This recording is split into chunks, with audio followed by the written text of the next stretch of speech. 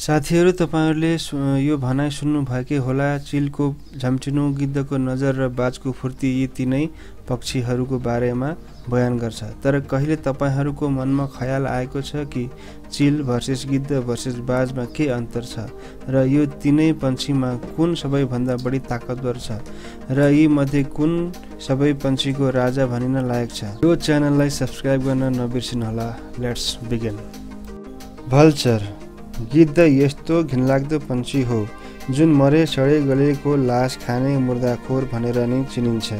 यसले मरेको जनावरको भोजन गर्ने गर्दछ। भनिन्छ गिद्धको नजर धेरै तेज हुन्छ र टाढा टाढाको मरेको लास देखेर खाना गर्छ। एक अनुसन्धानको अनुसार गिद्धको दृष्टि 4 मिलको उचाइबाट पृथ्वीमा भएको 3 फिटसम्मको चिजलाई देख्ने गर्दछ र यिनीहरूको सुँघ्ने शक्ति पनि कडा हुन्छ। टर्की भल्चर गिद्धको सुँघ्ने शक्ति अरूभन्दा बढी हुन्छ, जुन 1.6 किलोमिटर डिस्टेन्सबाट मरेको लासको ठाउँ पत्ता लगाउँछ। साथीहरू, दुनियाँमा धेरै प्रजातिको गिद्धहरू पाइन्छन्। गिद्धको प्रजातिहरूलाई 2 भागमा बाँडिएको छ। 1.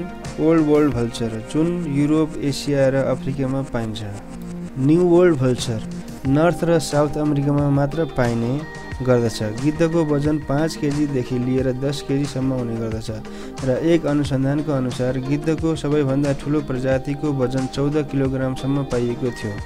अहिलेको समयमा पाइने गिद्ध हेर्दा विशाल र टाउको खुलिएको हुन्छन्। गिद्धको पखेटाको साइज 2 मिटरदेखि 2.5 मिटरसम्म हुने गर्दछ।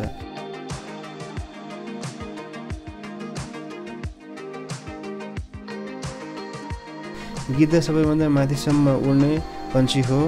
यसको उडानको उचाइ 37,000 फिट आइभरी कोस्टमा रेकर्ड गरिएको हो, जब यसले एउटा हवाई जहाजलाई पनि प्रभावित गरिएको थियो। यसको उडानको उचाइ माउन्ट एभरेस्ट भन्दा धेरै बढी थियो।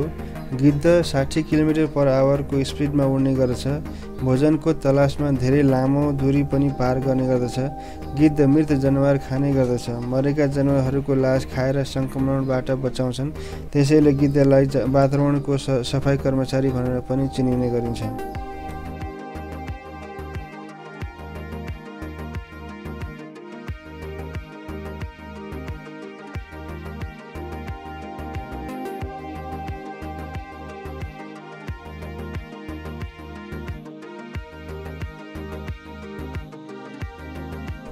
तर पाम नट भल्चर, जुन वालनट, माछा र सानो सानो पन्छीलाई पनि खाने गर्दछ। बियर्डेड भल्चर दुनियाँमा एकमात्र भल्चर हो जुन आफ्नो भोजनमा 70देखि 90% हड्डी खाने गर्दछ। यसको पेटको एसिड यति शक्तिशाली हुन्छ कि हैजा वा अरू खतरनाक कीटाणुहरूलाई नष्ट गर्न सक्दछ। किङ भल्चर गिद्धको सबैभन्दा कलरफुल गिद्ध हो। गिद्ध अग्ला रुख खोदी आफ्नो गुड बनाएर बस्ने गर्दछन्।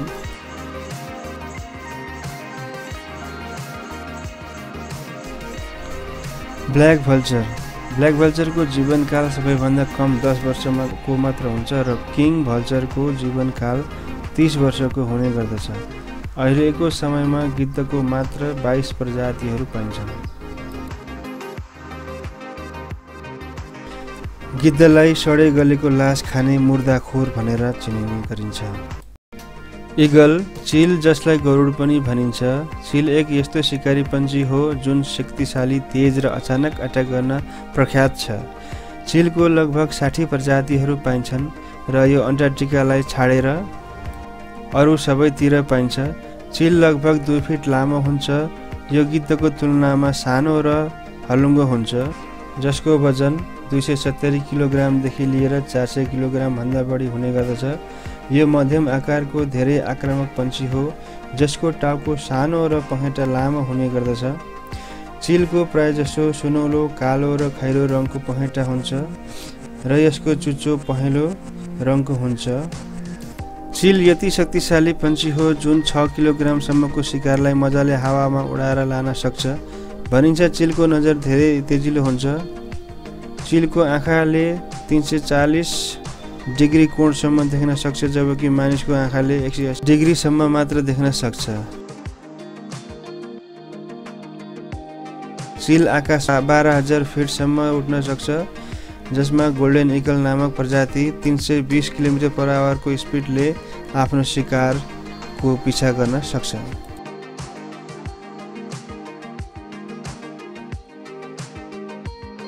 यसको पन्जा तेज र शार्प हुने गर्दछ। चिल हावामा नै ग्लाइड गरेर आफ्नो शिकारको शिकार गर्ने गर्दछ। चिल प्राय जसो माछा, साँप र चराको शिकार गर्ने गर्दछ।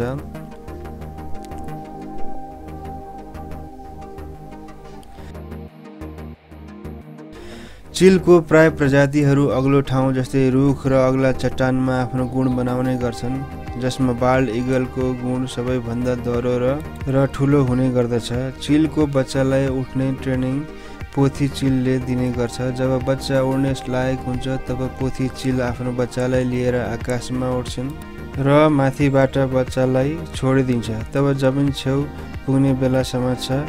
यो तबसम्म गर्छन् जबसम्म बच्चामा अग्लो ठाउँबाट झर्ने डर हराउँदैन। चिलको यो ट्रेनिङ दिने तरिका साँच्चै नै अनौठो छ।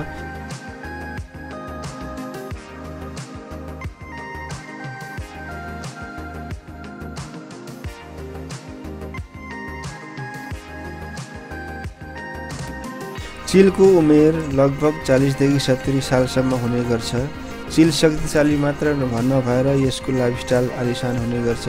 यसलाई पक्षीहरूको राजा पनि भनिन्छ। ह्वाक यानी बाज। बाज एक खतरनाक किसिमको शिकारी पन्छी हो जुन सानो सानो जीव जन्तुहरूको शिकार गर्ने गर्छ।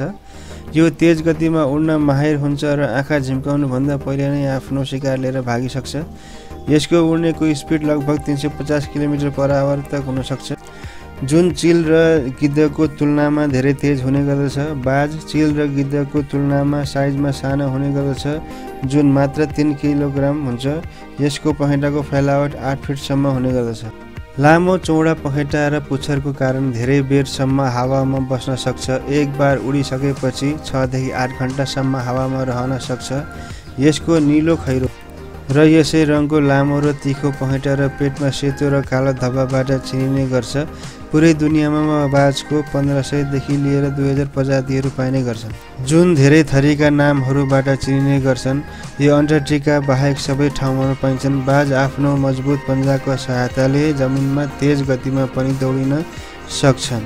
बाज मुसा, खरायो र ठुला शिकार किराहरूको शिकार गर्ने गर्छ। बाज चट्टानमा, पहाडमा, रुखहरूमा र कहिलेकाहीँ जमिनमा नै गुण बनाउने गर्छन् र त्यसैमा अन्डा पारेर भाले पोथी बाज दुवै मिलेर बच्चाको पालन पोषण गर्छन्। यिनीहरूको औसत आयु 17 वर्षको हुने गर्छ। बाज चिलको प्रजातिको शिकारी पन्छी हो, तर चिलको तुलनामा थोरै कम ताकतवर र शक्तिशाली हुने गर्छ। चिल, बाज र गिद्ध यी मध्ये सबैभन्दा शक्तिशाली तपाईहरूलाई कुन लाग्यो कृपया कमेन्ट गरेर भन्नुहोला। र यस्तै अर्को भिडियोमा फेरि पनि भेट हुनेछ। त्यतिन्जेलको सम्मको लागि नमस्कार।